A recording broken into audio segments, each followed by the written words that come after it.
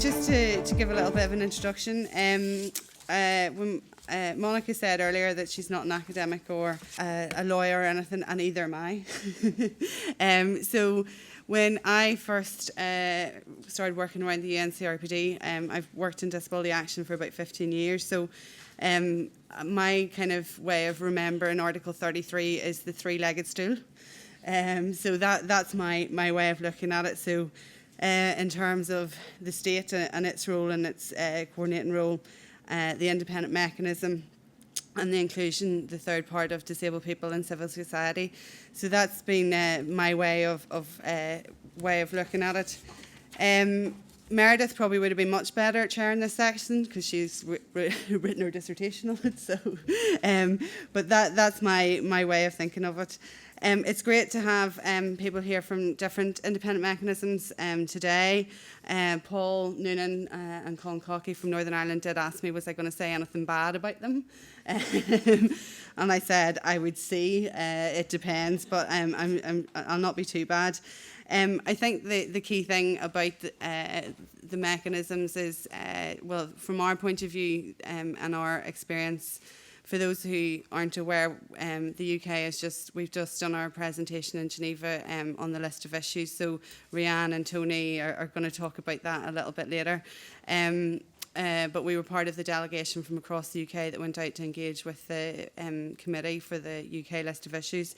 And I suppose one of the important things out of that was actually that relationship with the independent mechanism and making sure that we had good lines of communication open, because actually being able to work together in terms of that, so that we could raise our key points, but also the guys were raising key points as well.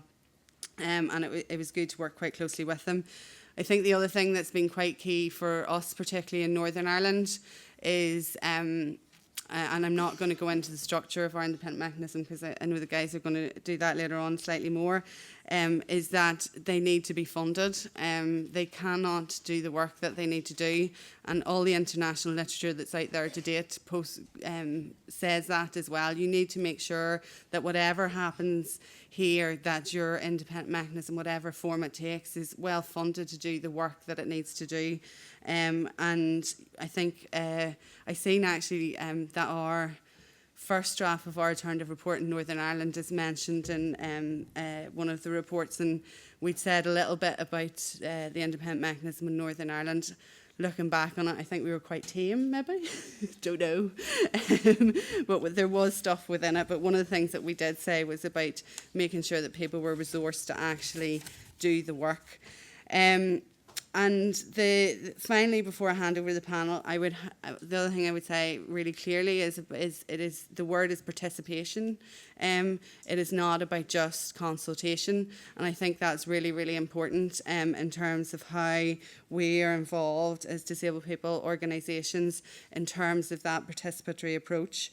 And that it's really important, and particularly as we find as we got closer to the list of issues session and the examination as well. So I'm firstly going to hand over to Rhoda Garland.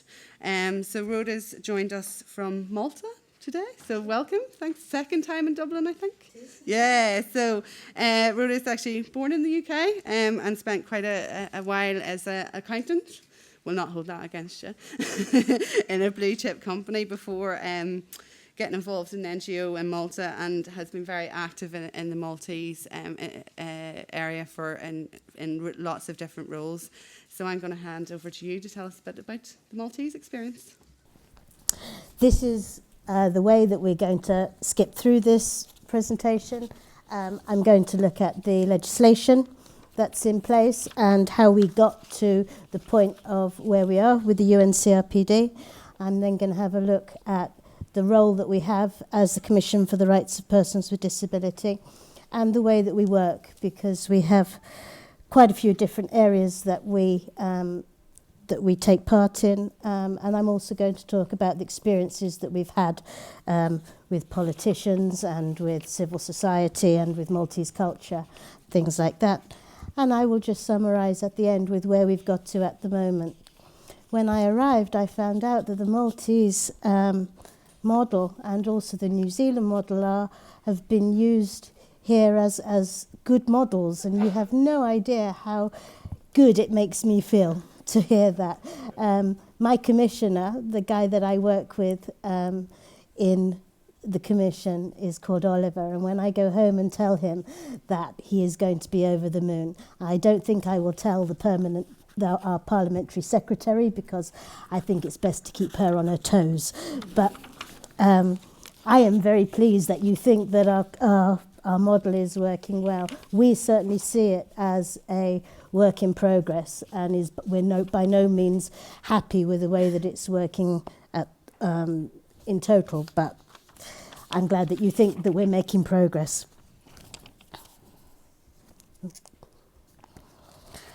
So if I look at the legislation process in Malta, this kicked off in the year 2000 with the Equal Opportunities Persons with Disability Act, which was the first piece of real disability legislation in Malta. And what it does is it provides for solutions to discrimination in a number of different areas. It established the Commission as a body that would take care of monitoring the discrimination cases. We have the power to take people to court, and the way that it works is disabled people will make complaints to us if they feel they've been discriminated on the grounds of education, employment, accessibility, goods and services, health, number of different areas, and we then take up the case and provide a solution. In 2007, we signed the optional protocol and the UNCRPD on the same day as Ireland did, I believe. And that led to, in 2012, us ratifying the convention. But before we did that, we had to make a lot of amendments to our legislation, because the Maltese legislation was fairly archaic and was peppered with phrases like idiots and imbeciles, and wasn't terribly nice about most classes of disabled people. So we had to put through an Amendments Act to clean up our legislation in terms of language, and then we ratified in 2012. I'm also in a very fortunate position as having worked on both sides of the fence. Once you've signed the UNCRPD and ratified it, 2 years later you have to produce a report which gives a progress report on how you're doing in relation to the different articles.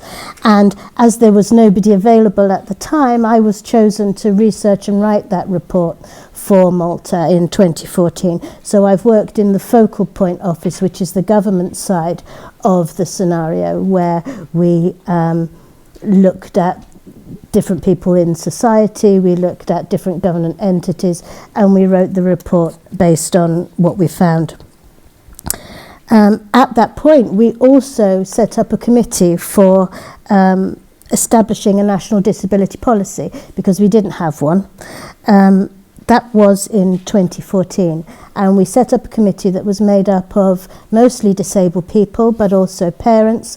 We had some academics, we had a few lawyers, we had some politicians, but not too many, and we wrote and drafted the National Disability Policy along the lines of the UNCRPD. So we looked at the articles and the different areas, we picked some of the main areas, and we designed a policy around those areas. In 2015, we increased the strength of the Equal Opportunities Act, because we felt that it wasn't quite strong enough giving protection of rights against discrimination for disability. We added a Bill of Rights with 19 additional items, and we added a clause that gave it supremacy over every other piece of Maltese legislation, which took a bit of negotiating, but what it meant was that whenever we now have people who say, I can't do this to help a disabled person have access because of this law, we can go back to them and say, no, our law is supreme over yours, and therefore you have to do it. So it's given a lot more power to the Commission to put things right for disabled people. Based on the national disability policy, we then started working on a strategy. So we took the main areas that disabled people had come up with in terms of policy direction, and we started looking at pieces of legislation that needed to be passed and policies that could be put in place quickly in order to be able to provide quick solutions and some long-term solutions. And the National Disability Policy has been out for consultation for around a year now. We've met with almost every NGO in the disability sector, I think, when discussing this, and it's due to be launched shortly. So the actual Commission itself, we are the regulator of the sector. We see ourselves as a role model in Malta. Maltese society is very culturally backward when it comes to disabled people. There is a very charitable attitude, a tragic attitude that is perceived to be related to disabled people, promulgated mainly, I have to say, by the church, which we have very little chance of silencing because they run homes that cost millions to run each year and therefore need to raise money, and the easiest way to raise money is to talk about poor disabled people that need your help. So we do fight a little with the church in order to be able to change the culture in Malta, but it has a knock-on effect, this charitable protectionist attitude, because employers think that if a disabled person is supposed to be looked after by their parents, then they don't need employment. And if they are going to be in education, they can have an LSA, but when they get out at the other end, they're not prepared for independent living because they over-depend on the assistant that they've had through education, and they come out with a substandard education, which is a shame because we've had inclusive education in Malta since 1985. We were very, very early in the adoption of that. But in my opinion, and it's my opinion, it's not inclusive education, it's integrated education. We have disabled children being taught in the same classroom as their non-disabled peers, but they're actually taught sometimes an entirely different syllabus, and they certainly don't get the same educational outcomes, which is something that needs to be addressed. We like to think of ourselves, therefore, as a role model. There are 28 people in our commission. 14 of those are not disabled and 14 of them are disabled. Whenever an employer says, I couldn't possibly do it, I wouldn't know how to do it, we can say, we employ people who are deaf, who are visually impaired, who have autism, who have intellectual disabilities, who have spina bifida, who are bipolar, who have learning difficulties, who have cerebral palsy, who have spinal injuries. You name it, we have some chance of being able to prove and assist people to help them get through their worries. We have the EOCU and UNCRP monitoring, which I've spoken a bit about before, which allows disabled people to complain to us about anything, and we have the power to resolve these issues on their behalf. We have accessibility enforcement, which is something that's very important. We have a team of draftsmen who are able to evaluate every plan that goes into the planning authority. So every new building in Malta must comply with the Access for All guidelines, and when it is built, our draftsmen go out and they certify that it is correct and they stamp the plans. Without the plans, no water or electricity will be provided to the building. So it's a fairly strong method of enforcement that we have for new buildings, and we have a reasonable amount of success in improving older buildings as well. Blue badges and SID cards are other things that we look after, but they're more part of a service that's been a hangover from our previous roles. We are passionate about about listening to the voices of disabled people. We are set up with a council, 50% of which are disabled people, and it is ingrained in absolutely everything we do. We have committees of disabled people, intellectually disabled people who meet regularly. They are self-advocates. They have some support from members of staff in our commission, and they meet on a regular basis to discuss issues related to employment or independent living and things like that. They set their own agenda. We have on a monthly basis meetings with disabled persons organisations and with NGOs within the disability sector, people who provide services, and we take feedback on issues that they feel need addressing, and also services that are currently underway and new services that need to be provided. We then go back to the politicians and say these are the areas that you need to be looking at. We have meetings with government entities and ministries. I think that's very important, because whilst we are totally independent from government, it is important that the people in power understand what the people with disabilities are saying. We have a lot of self-advocacy in Malta, but we need to push that disabled people's voices are heard, because the ministers in our ministry are very good at it, but ministers in the education department maybe not so. The ministers in other ministries are not so au fait with the way that things should be. As a result of that, we suggested that every government ministry and every board and every committee should have a disabled person on it. And that has meant that our housing authority, our land registry, the transport ministry, the roads people, they all have boards that have disabled people on them, so that disabled people's voices are heard throughout government entities. And we're involved in the drafting of legislation. We feel that close collaboration is essential. We get feedback both ways. We meet at least twice a month with our parliamentary secretary, and we are always involved in all legislation. So any legislation that is put forward is given to us to review, and if it's disability-related legislation, then we actually are involved in the drafting.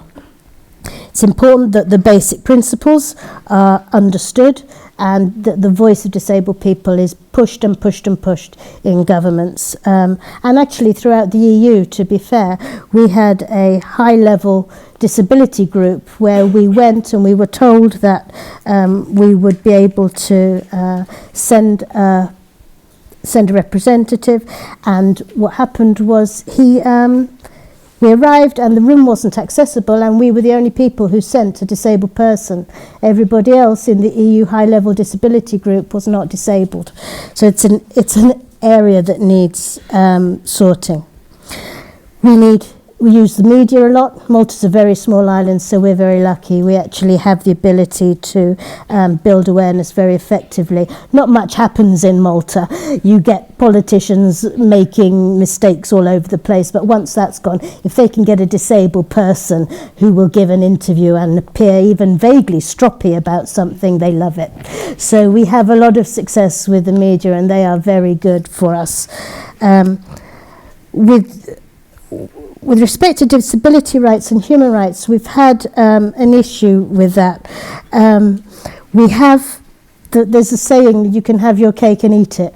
You can have your cake, yes, we want to have our cake and eat it, and people say you can't, but we have decided that's not acceptable in Malta.